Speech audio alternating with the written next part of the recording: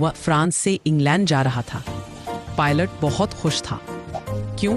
क्योंकि वह छुट्टी पर अपने परिवार के पास जाकर इंग्लिश ब्रेकफास्ट करना चाहता था। आसमान एकदम साफ था, चांद निकल रहा था और तारे चमक रहे थे। उसने पेरिस कंट्रोल हवाई से बात की और उसे 12 डिग्री पश्चिम की ओर मुड़ने का निर्देश मिला। जब पायलट पेरिस से लगभग 100-150 किलोमीटर दूर निकल आया, तभी उसने सामने तूफानी बादल देखे। ये बादल बहुत बड़े थे, एकदम काले पहाड़ों की तरह लग रहे थे। पायलट जानता था कि वह इतना ऊपर से उड़कर इन बादलों को पार नहीं कर सकता और उसके पास इतना फ्यूल, तेल भी नहीं था कि वह इन बादलों के चारों ओर घूमकर निकल जाए। पायलट ने सोचा कि उसे वापस पेरिस लौट जाना चाहिए, लेकिन वह अपने नाश्ते और घर जाने के सपने को छोड़ना नहीं चाहता था। उसने सोचा, मैं यह खतरा उठाऊंगा, और उसने अपना पुराना हवाई जहाज सीधा तूफान के अंदर डाल दिया। बादलों के अंदर घुसते ही सब कुछ काला हो गया। हवाई जहाज हवा में उछलने लगा और मुड़ने लगा। उसका सबसे जरूरी औजार, कंपास दिशा बताने वाला, गोल गोल घूमने लगा और काम करना बंद कर दिया। रेडियो और बाकी सब औजार भी खराब हो गए। पायलट खो गया।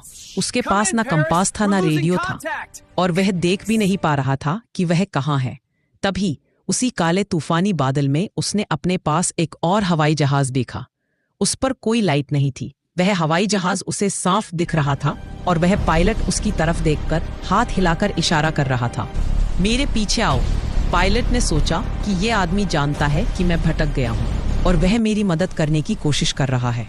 पायलट बहुत खुश हुआ और एक आज्ञाकारी बच्चे की तरह उस काले हवाई जहाज के पीछे उड़ने लगा। आधे घंटे तक वह उस काले हवाई जहाज का पीछा करता रहा। उसके जहाज में अब केवल 5 से 10 मिनट का ही फ्यूल बचा था।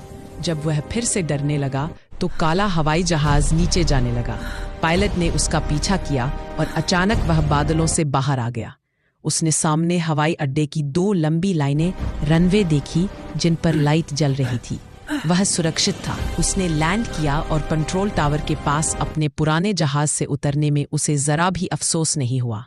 लैंडिंग के बाद वह कंट्रोल सेंटर पहुंचा और पूछा कि वह दूसरा पायलट कौन था।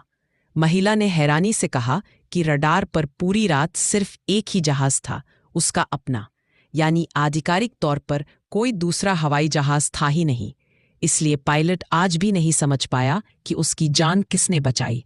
काला जहाज असली था या सिर्फ एक रहस्य।